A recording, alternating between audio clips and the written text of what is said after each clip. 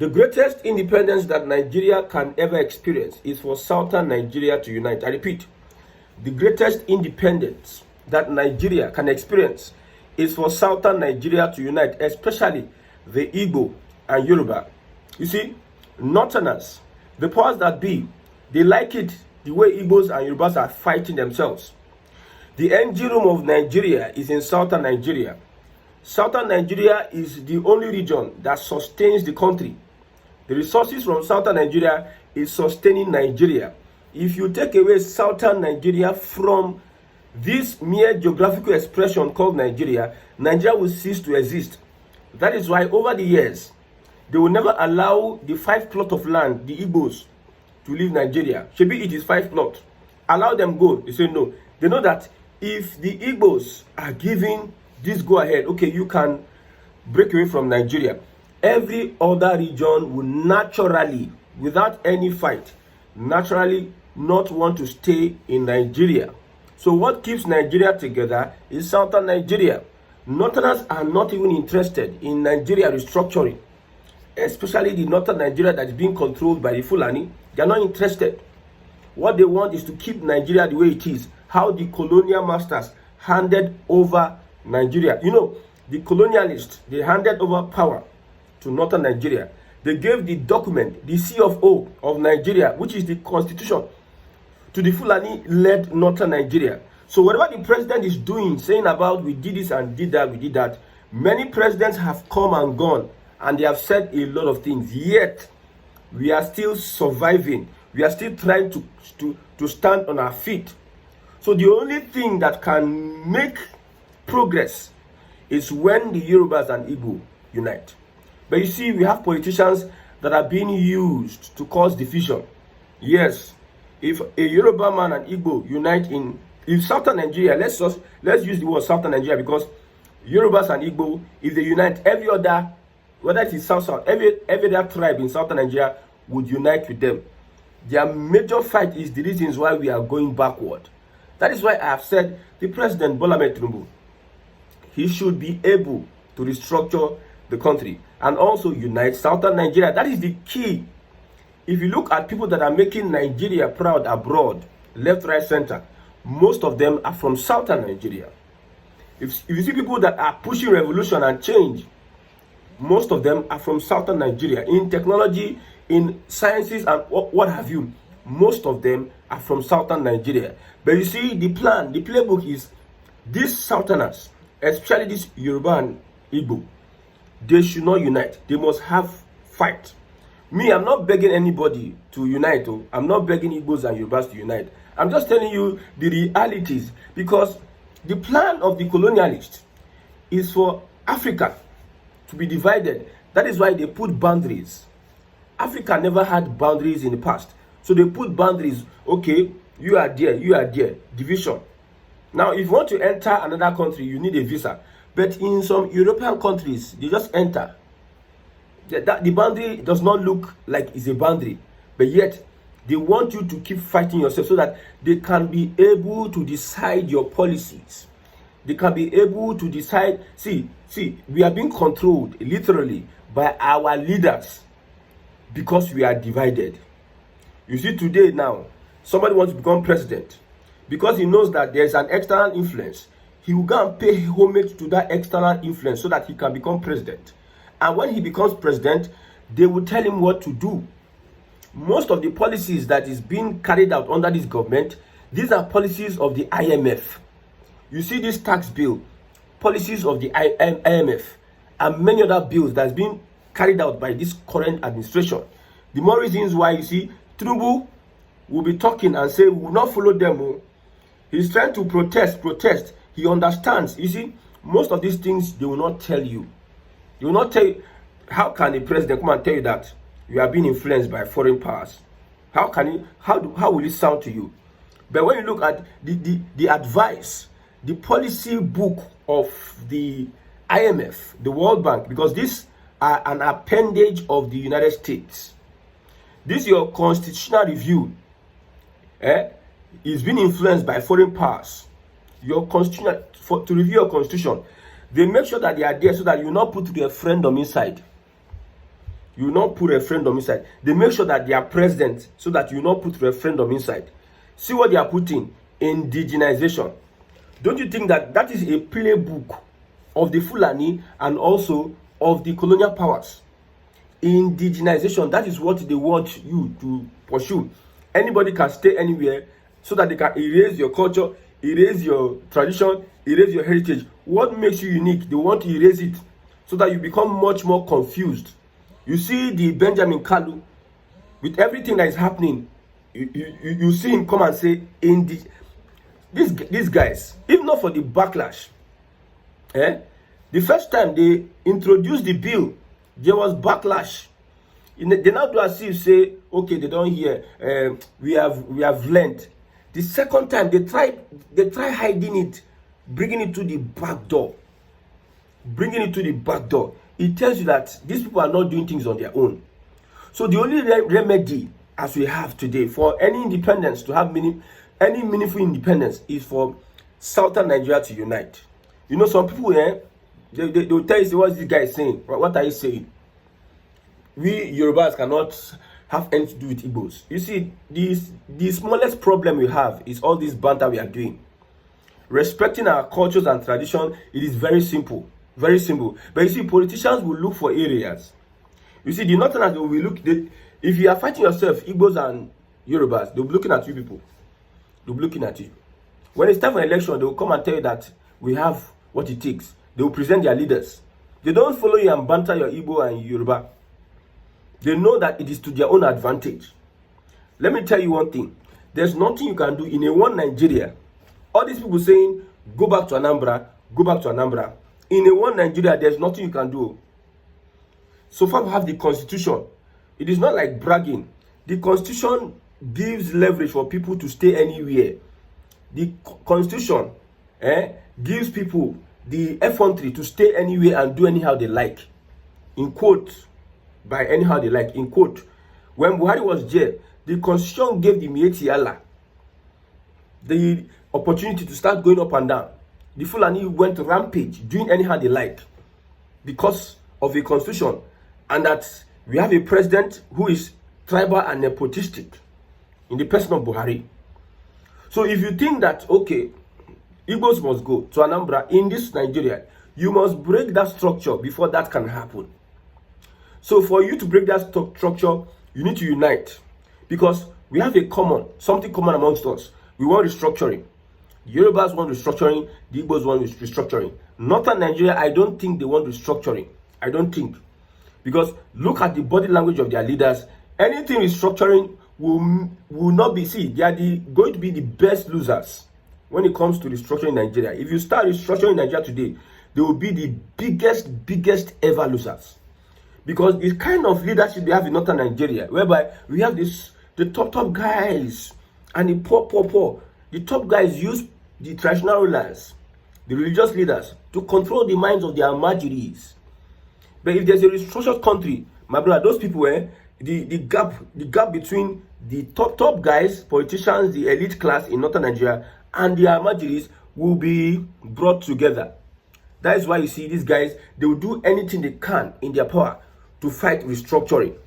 So when I see the Igbos and Yorubas having issues, I look at this. For the next 6 or 7 years, because this is Tinubu's, I think this is the second year, and he has entered the third year. For the next 6 years, Tinubu can only be president. At the end of the day, he leaves there.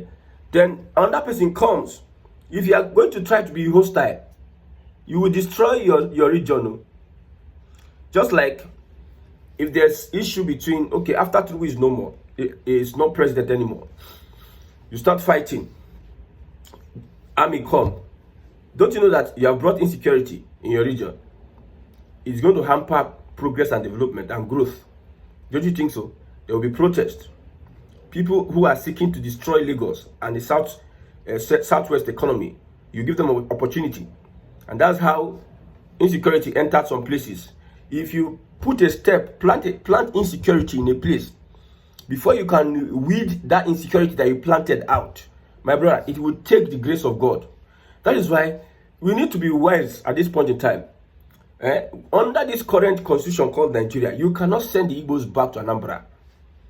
That's why your leaders at a point in time will disappoint you. You see, people are calling out the president, Bola Ahmed Tinubu, for not even speaking on the issue of Kwara State. This is not the first time it happened under his administration.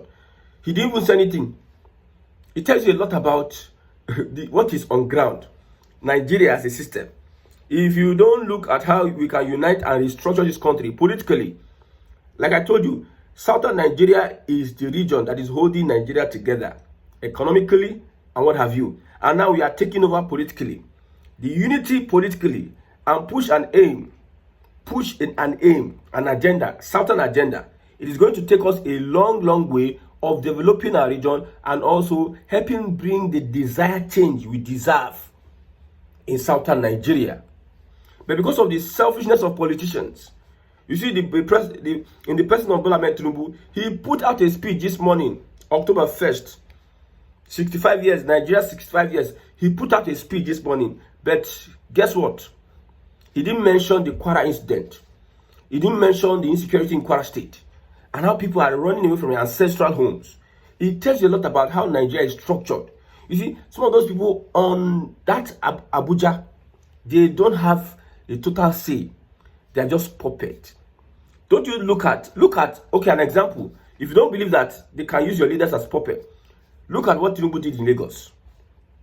After he finished becoming governor of Lagos State, he's still controlling Lagos till today.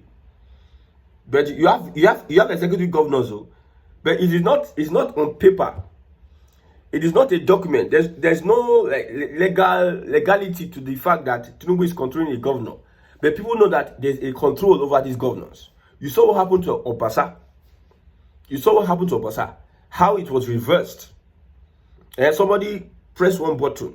The governor and the state assembly members, they were powerless to those higher powers. And in your eyes, they are the governor, assembly members, they have the authority over the state. But when some decisions are taken behind closed doors, the governor will be called to order. So these your leaders in Abuja, let me tell you the truth. Most of our leaders have foreign political influence. They are being influenced foreign influence. And that's the problem we have today. That foreign influence does not want Yorubas and Igbos to unite. You know the Yoruba tribe, you know the Igbo tribe.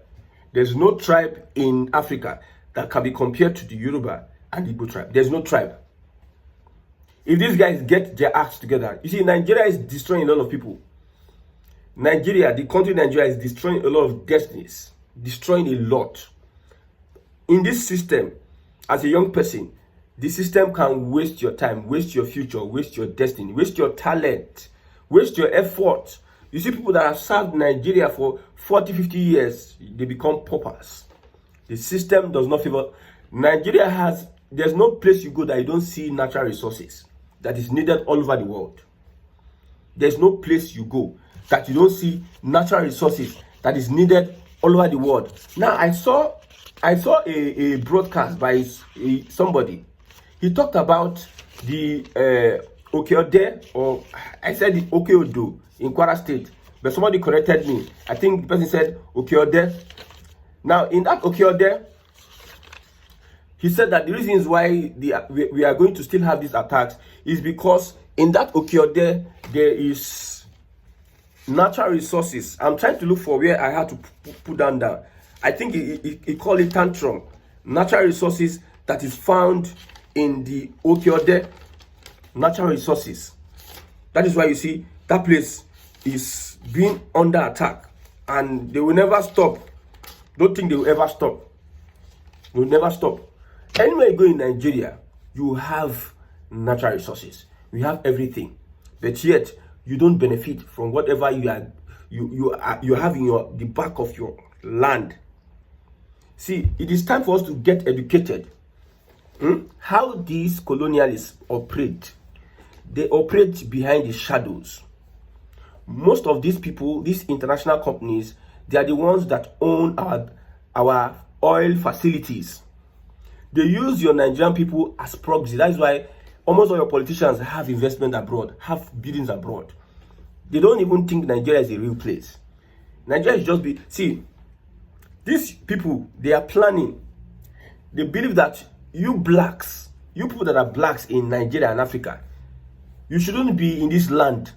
You shouldn't be here having access to what is underneath your land, the resources in Africa. They are finding a way to replace you people. Look at Orania in South Africa, asking for a separate country. After they don't control 70% of the economy, 80% of land, they are the ones that are even controlling South Africa like this. Everything, even the nuclear whatever facility they have, it is accrued to the Oyibos that are in South Africa. So you see what is happening. So the hatred these people have for you, that's why they will come and laugh with you. Those olden days, they came to meet our fathers. Maybe they carry Bible come. They made you gullible. From gullibility, they enter you. They start controlling you. From controlling you, they started stealing your artifacts. Under the nose of the missionaries, they started stealing your oil, stealing everything. They started using you to get your natural resources and send it through rail back to their own land, through ships back to their own land. They were stealing from you. They brought in the missionaries. They brought in the gospel. They used the gospel, made you weak. Your guard, you let down your guard, and they entered you and stole from you, used you as slaves, become your colonial masters, kill your kings. Look at what happened to the Oba of Benin. He exiled an Oba in his own ancestral home. You came from a far country. You came to take over people's land, and you tell me that these people want good for you. Till today, they are wondering, why is it that these natural resources in Africa is not in our own Europe? You see, France, after they don't give them quick notice for some countries in Africa, you can see the kind of economy, you can see the kind of crisis France has entered into recently. You can see they are calling for the removal of the prime minister and the leader in France. You can see how they are benefiting. So they don't want us to align together. But Nigerians are so illiterate, and when you look at their illiteracy, it is so loud. You see, they say empty drum, empty barrel makes the loudest noise. You see how Nigerians are loud in stupidity. Yes, Igbo, Yoruba, this, they are crazy, they are that, they are this.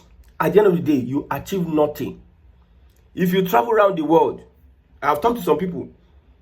If you go outside, the Oyibos see all of now as the same. They don't care whether you are full anyhow. They see all of now. The people that want you people obliterated out of your land, they see all of you as the same thing. They don't care.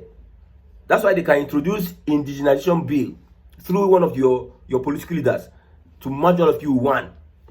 They don't care about you. So if you think that you're so special, if Nigeria is not united, if Africa is not united, that unity is very, very much important. You cannot see any meaningful development anywhere. These old people, they are there to waste your time. When Tinubu was introducing Buhari, what did he tell Nigerians? When they were campaigning and protesting against Jonathan, what did Tinubu tell Nigerians? So is it what Tinubu tell you now that you will now come to agree? These people have less than 10 years, active 10 years to live in this life. And they're the ones determining your future. I have told you this before, that old people don't change. Old people don't change. Glam, they are still in that their element. Their element, they rust. They become pale. If they are liars, they become old liars. Tricksters, they become old. It does not leave them. Yes. So these people have been lying all their lives. They have been using one way, back, left. If they want Nigeria to change, they know what to do. They know what to say. But they know that they are being controlled. They know that there are some unforeseen forces. If Africa cannot unite and also control its, you know what they call sovereignty. You know what they call land. Land. You know what they call land. Between your ethnicity and land, which one is more important? This is a question I'm asking. If you have watched to this point, between ethnicity and land, which one is more important? They are two of them, they are very, very important. But the question is, between ethnicity and land. Which one is more important? My brother, land is more important. On land, you can develop languages, means of communication, if you have a land that you can tie yourself to. If you don't have a land, you will just be running around. You just like someone that will not get house. If they sleep for street, move from one place, they run from police, run from other things. It's running from what they call it, SARS. You are sleeping on the street. You become useless. If you stay there, you lose yourself. You become a vagabond. So land is much more important. Land is much more important than your ethnicity. Land after ethnicity. It is our ancestors that stayed on a particular land of their forefathers, that they gave birth to children. They started developing traditions, customs, languages, and all have you. Imagine that you are not in charge of your own land. Imagine that you are running away from Fulani attack. You are leaving your ancestral land. You are running away from Fulani because some people decide to be so stupid. They don't understand what is going on in their environment. My brother, I will keep on saying it until it gets to our medulla oblongata, that these people are not our friends. The only way Nigeria can see the light is restructuring. And that restructuring will start with Southern Nigeria uniting. And Southern Nigeria uniting means Yorubas and Igbo unite. We know how to respect our cultures and tradition. All these banters you see online, they are just doing it for fun's sake. We know how to respect our culture and tradition. Look at what happened in trade fair. Shebi Igbo leaders went there to address the people there. Politicians can talk to their people, respect this tradition, respect that tradition, it is this and that, and they will listen. But the politicians have decided to be focusing on their personal vendetta. It is an issue we can resolve. But one thing that you cannot resolve is when they take your land. And they take your land. You see what happened with Kwara State and Ilorin. When they take your land, it is difficult, very difficult for you to take it back. So let us wise up. The only thing that can bring independence to Nigeria is for Southern Nigeria to unite. And inside that Southern Nigeria to unite is for the Yorubas and Igbos to unite. But if you want otherwise, you are welcome to the club of wasting your time. You waste your time, and you become the biggest fool on earth.